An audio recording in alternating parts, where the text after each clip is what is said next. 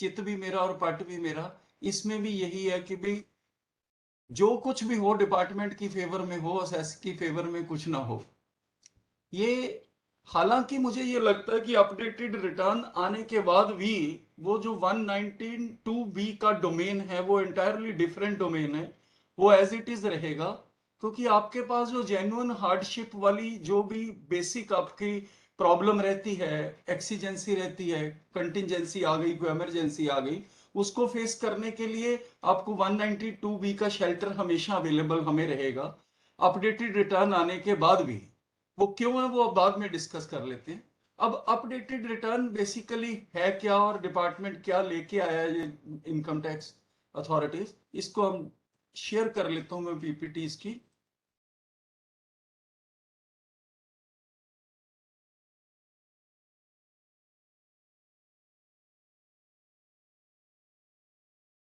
ये सारी पीपीटी नजर आ रही है मेंबर्स को? बिल्कुल सर, आ हेलो, रही है। थोड़ी स्क्रीन बड़ी कर लो सर। F5 कर लो, F5। F5। F5 दबा दो। लो ये F5 दबा दिया मैंने। हुआ नहीं।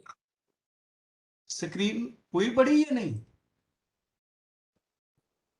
हेलो, नहीं हुई नहीं, फुल स्क्रीन नहीं आई। मैं बुलाना जरा किसी नु ना नाल। एक नीचे ना कप बना हुआ है ना, उस पे क्लिक कर दो, स्लाइड शो शुरू हो जाएगा। बेटा ਉਹਨੂੰ ਭੇਜ। अच्छा आ देखिए जरा स्क्रीन कहते ਵੱਡੀ करनी है, कित्थों करनी है? ਇਹਨੂੰ ਪਹਿਲਾਂ ਤਾਂ छोटा कर ला। है। अब स्क्रीन नजर आ रही है थोड़ी बहुत, ये कैसे है? बिल्कुल तो सर, आ रही है, ठीक है, पढ़ी जाएगी। ठीक है, ठीक है जी, ठीक। सर सेक्शन 139(8)A में बेसिकली ये अपडेटेड रिटर्न है।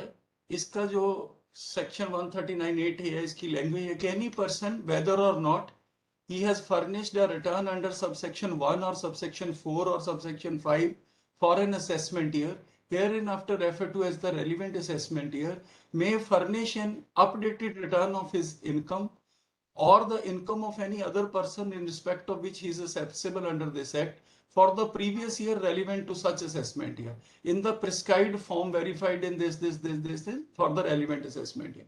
आपने ये 139(8)A कहता है कि आपने अगर पहले रिटर्न 139(1) में या 4 में या 5 में भरी है या नहीं भरी है, उससे कोई मतलब नहीं है। आप रेलिवेंट प्रीवियस ईयर की अपडेटेड रिटर्न असेसमेंट ईयर में भर सकते हो। ये कब तक? With in 24 months from the end of relevant assessment year. जैसे ये 31/3/22 की है तो ये 31/3/24 तक हम इसे 31/3/22 का जो असेसमेंट ईयर बना 31/3/23 with in 24 months from the end of relevant assessment year, मतलब 31/3/22 फाइनेंशियल ईयर और 31/3/23 इसका बन गया असेसमेंट ईयर, उसके 24 मंथ्स में हम इसको भर सकते हैं। अब इसमें बेसिकली इन्होंने क्या राइडर क्या लगाए अपनी फेवर में, जो ये बात करते हैं कि एक तो ये रिटर्न जो है आपकी लॉस की नहीं हो सकती। अगर आपकी ये रिटर्न लॉस की बनती है तो then you are not eligible to file this return under this section. And secondly, second rider is provided that the provision of this section shall not apply if the updated return is a return of loss or has the effect of decreasing the total tax liability determined on the basis of return furnished under subsection 1 or subsection 4 और subsection 5। अगर आपने पहले 1 में, 4 में या 5 में कोई return भरी हुई है या रिवाइज की हुई है 5 में, तो उस केस में जो भी टैक्स लायबिलिटी थी उससे अगर कम होगी तो आप अपडेटेड रिटर्न नहीं भर सकते। And thirdly, if it results in refund, अगर आपका रिफंड बने उसमें तो आप नहीं भर सकते, और इंक्रीज इन रिफंड है तब भी आप इसको नहीं भर सकते। अगला इसने राइडर लगाया कि अगर आपके यहां सर्च हुई है, a search has been initiated under section 132 or books of accounts or other documents or any assets are requisitioned under section 132A in the case of such person, a survey has been conducted under section 133A other than subsection 2A of that section। TDS का सर्वे है तो कोई बात नहीं, 2A में TDS का सर्वे है। अगर नॉर्मल सर्वे 133A में हुआ है या 132 में आपकी सर्च हुई है तो आप ये अपडेटेड रिटर्न में नहीं जा सकते। ये सी और डी में भी यही क्लॉजेज है कि अगर थर्ड पर्सन के कुछ सर्च या सर्वे हुआ है, उस केस में आपके रिलेशन में कोई वैल्यूएबल आर्टिकल थिंग और कोई डॉक्यूमेंट सीज्ड है, तब भी आप ये कौन से सालों की नहीं भर सकते? For the assessment year relevant to the previous year in which search is initiated और सर्वे इज कंडक्टेड और requisition is made and any assessment year preceding such assessment year. जिस साल में हुआ उस साल की भी नहीं भर सकते और उसके पिछले सालों की भी नहीं भर सकते। पर्पस इज ऑब्वियस, क्लियर है ये कि बेसिकली आपको अपने रिकॉर्ड को अमेंड करने की, मैनिपुलेट करने की इसके अपडेटेड रिटर्न के थ्रू परमिशन नहीं दी जाएगी। अगला है प्रोवाइडेड दैट, ये तीसरा राइडर है। पहला राइडर था कि लॉसेस वाला, दूसरा ये 132 वाला, तीसरा राइडर ये है provided also that no updated return shall be furnished by any person for the relevant assessment year where an updated return has been furnished by him under this subsection for the relevant assessment year, meaning thereby एक आप updated return सिर्फ एक बार ही भर सकते हो, उससे ज्यादा आप दोबारा उसको नहीं भर सकते। Any proceeding for assessment or reassessment or recomputation or revision of income under this act is pending or has been completed for the relevant assessment year in his case। ये भी क्लियर है कि आपकी असेसमेंट या reassessment या रिकॉम्प्यूटेशन या revision की proceedings चल रही हैं, then how can they allow you to just amend your return और उसको आप प्लस पे लेके इसका फायदा यहाँ उठाए? This can not happen. And secondly it also need to be appreciated कि अगर वो कंप्लीट भी हो गई हैं, कंप्लीशन के बाद भी आपके पास अपडेटेड रिटर्न को भरने की परमिशन नहीं है। तीसरी है कि the assessing officer has information in respect of such person for the relevant assessment year in his possession. ये एक्ट है कुछ जैसे smuggler and foreign exchange manipulator act है, बेनामी प्रॉपर्टी एक्ट है, मनी लॉन्ड्रिंग एक्ट है, फॉरेन एक्सचेंज ये asset वाला एक्ट है।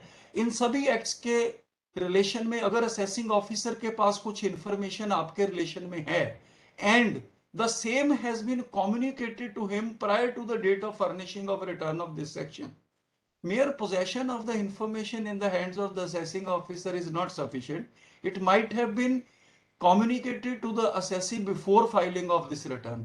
आपको पता है कि आपकी इंफॉर्मेशन है, आपने पहले ही उसकी रिटर्न भर दी, फिर कोई प्रॉब्लम नहीं, we can file updated return, otherwise we are not permitted under this section.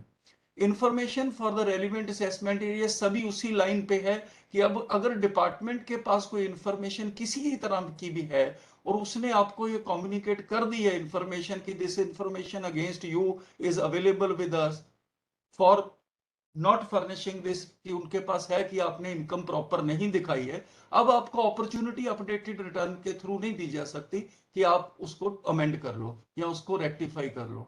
अगला है कि अगर आपके against any prosecution proceedings under the chapter 22 have been initiated for the relevant assessment year in respect of such person prior to the date of furnishing of return under this subsection। आपके against अगर prosecution proceedings launch हो चुकी हैं और अब आप कहो कि मैं अपडेट कर देता हूं रिटर्न, तब भी अब नहीं कर सकते। इसमें यहाँ एक क्वेश्चन राइज होता है कि अगर प्रोसिक्यूशन प्रोसीडिंग्स नहीं हुई बट सपोजिंग मेरे अगेंस्ट पेनल्टी प्रोसीडिंग्स हो गई हैं, क्या मैं तब कर सकता हूं? The answer is no. Why it is so? Because in clause B mentioned here in above they have said if the you see assessment has been completed, अगर आपकी असेसमेंट कंप्लीट हो चुकी है एक बार तो फिर आप अपडेटेड रिटर्न नहीं कर सकते, और पिनल प्रोविजन जो होती हैं वो सारी असेसमेंट कंप्लीशन के बाद ही इनिशिएट की जाती हैं, और ही इज सच पर्सन जो बोर्ड किसी को नोटिफाई कर दे वो है। ये तीन राइडर मोटे मोटे जो लगाए हैं इन्होंने कि बेसिकली आप अगर आपको लॉस है तब आप नहीं कर सकते, आपका रिफंड बढ़ना नहीं चाहिए, आपकी किसी तरह से लाइबिलिटी ऑफ टैक्स जो पहले आपने भरी है उससे घटनी नहीं चाहिए। ये तीन फर्स्ट प्रोविजो में राइडर हैं। सेकंड प्रोविजो में राइडर हैं कि 132 में सर्च आपके हुई है, 133A में आपके सर्वे हुआ है, तब भी आप अपडेटेड रिटर्न ना इस साल की ना इसके पिछले सालों की, इसी तरह से किसी और के हुआ है और आपके इंफॉर्मेशन आपके रिलेशन में वहां से मिली है, तब भी आप रिटर्न नहीं भर सकते। बाकी ये सारी अभी हमने डिस्कस की कि अपडेटेड रिटर्न एक बार भरी जा सकती है, उससे ज्यादा नहीं भरी जा सकती, या आपकी जो रीअसेसमेंट प्रोसीडिंग्स या असेसमेंट प्रोसीडिंग्स या रिवीजन प्रोसीडिंग्स आपकी या रिकॉम्प्यूटेशन की चल रही हैं या कंप्लीशन हो चुकी है, फिर भी नहीं भरी जा सकती। So these are the basic riders which they have put. और अगला ये है इनका राइडर और एक कि provided also that if any person has sustained a loss in any previous year and has furnished a return of loss in the prescribed form within the time allowed under subsection 1 and verified in the prescribed manner and containing such other particulars as may be prescribed, he shall be allowed to furnish an updated return where such updated return is a return of income. You see, ये पहली और दूसरी में थोड़ा सा मुझे contradiction लगता है। I would ask for deliberation from the house कि इसमें इन्होंने ये कहा कि अगर आपकी लॉस की रिटर्न आपने ड्यू डेट पे फाइल की हुई है और उसके बाद आप उस लॉस की रिटर्न को इनकम की रिटर्न में कन्वर्ट करना चाहते हो, तब इसमें आप भर सकते हो। मीनिंग देयर बाय ये खत्म करके इनकम, लॉस खत्म करके इनकम में आ जाए, लॉस की बजाय वो इनकम में आए। अगर वो लॉस टू लॉस है तब भी यहां भरी नहीं जा सकती। और दूसरी, अगर वो उसने अपनी पहली लॉस वाली रिटर्न ड्यू डेट पे नहीं भरी है, तब भी वो ये रिटर्न नहीं भर सकता, चाहे वो इनकम की हो।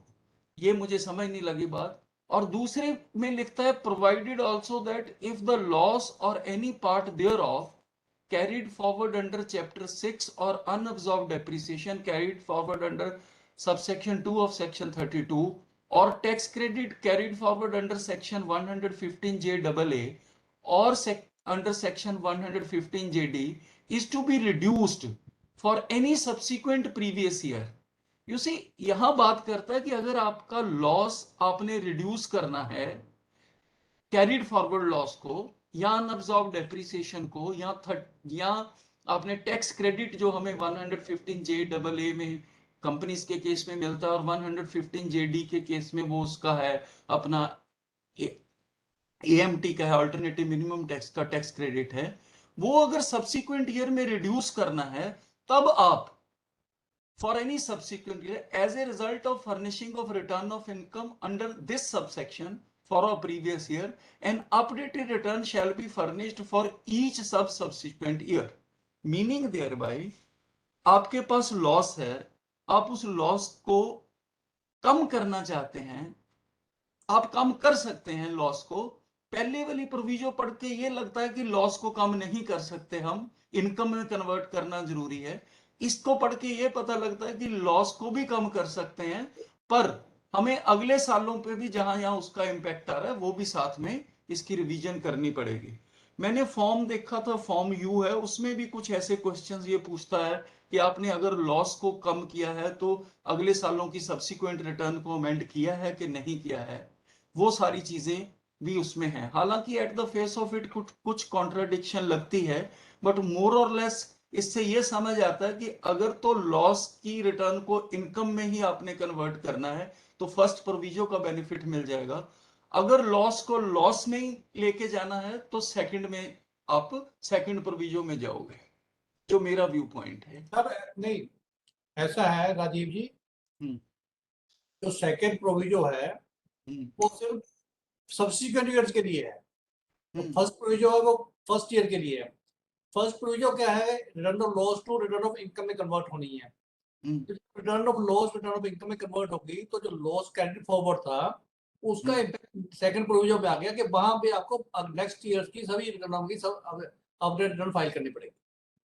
सर ना 115 जेडी के बाद जो है ना, under 115 JD is to be reduced for any subsequent previous year provided that if the loss or any part of carry forward, loss जो carry forward के उसकी बात कर रहा है, is to be reduced for any subsequent year as a result of furnishing an updated return under this subsection for a previous year।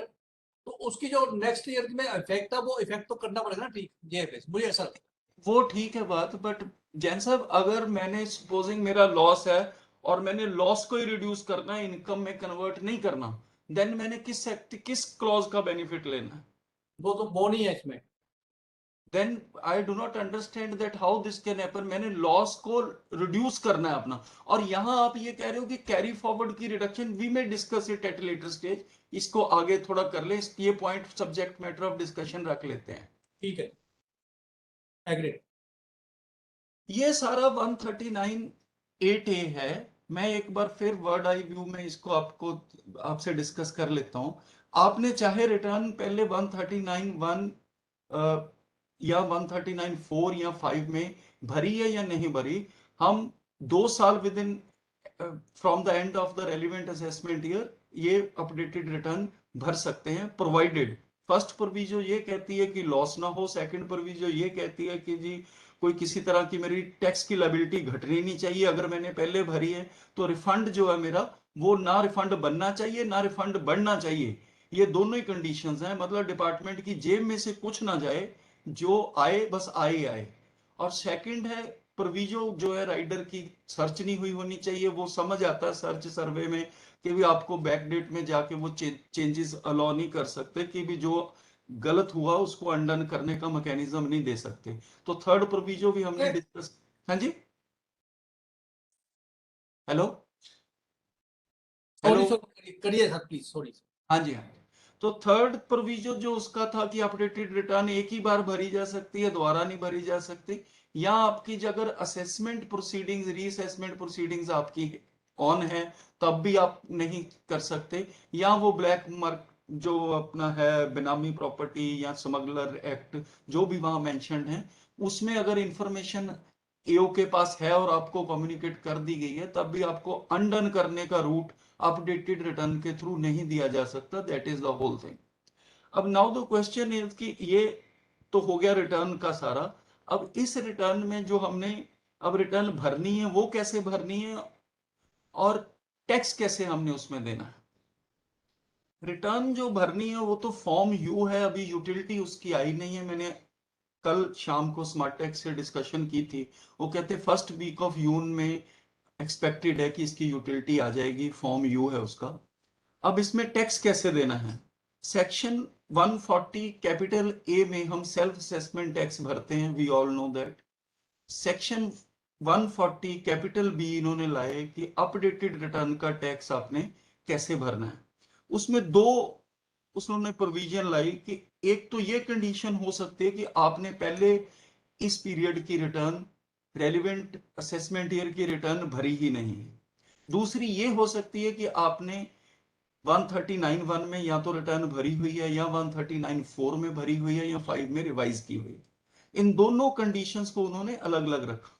अब 139(1) में या 4 में अगर आपने पहले रिटर्न नहीं भरी है तो आप पे 140(b) कैपिटल 1 कैपिटल वी और सबसेक्शन 1 अप्लाई होता है। वो क्या कहता है, मोटा मोटा मैं पहले बता देता हूं फिर पढ़ के वो कर लेते हैं। वो कहता है ठीक है आप ऐसे कीजिए कि अपनी रिटर्न जो भी आपकी इनकम बनती है उस पे इनकम पे टैक्स कंप्यूट कीजिए, और जो भी उस टैक्स के ऊपर 234(a) का, 234(b) का, 234(c) का इंटरेस्ट बनता है वो भी कंप्यूट कीजिए, और साथ में जो उसकी फीस 234(f) की बनती है वो भी कंप्यूट कीजिए। और फिर उसमें से आप जितने आपने कोई एडवांस टैक्स जमा कराया है, कोई टीडीएस है आपका, कोई सेक्शन 89 का रिलीफ है,